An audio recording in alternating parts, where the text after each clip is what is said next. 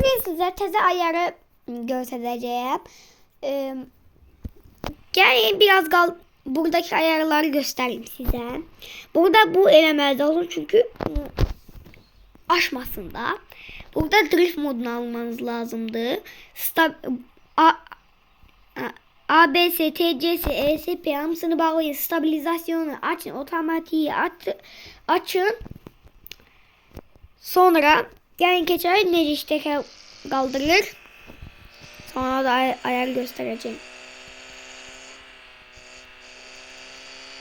Belə kaldırır.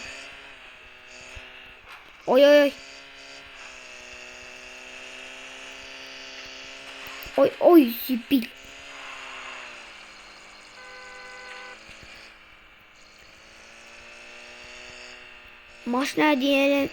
Maşını hoşuna gelenlere dört gözüne takas eləmək olar.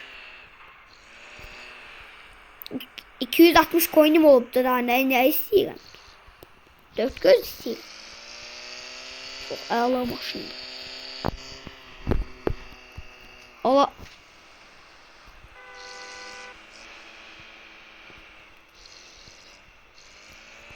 Bir var ya işte görmediyiz.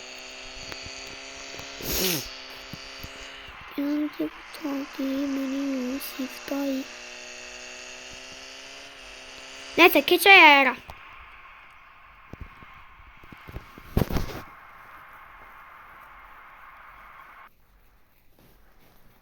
Dostlar benim bir Supra'm var. Size diyemem istəyirdim birisi. Biz 1 manat sattım da. Yoktu Supra zaten. İndi i8 var. Satılır 30 değil 15 milyona.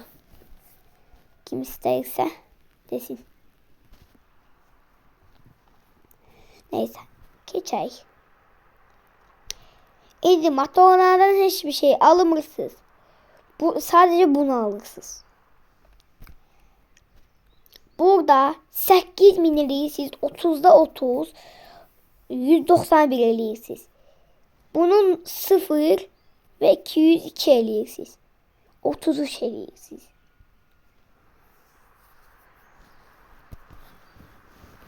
Gözləyirəm.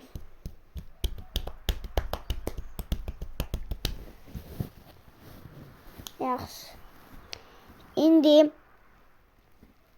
ağırlık mərkəzi belədir. Eynisini eləməz lazım da. Yoxsa aşar. Eynisini eləməz lazım.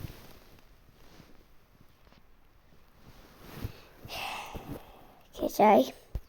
Buradakı ayar. Bu nə olur? Bu da belədir.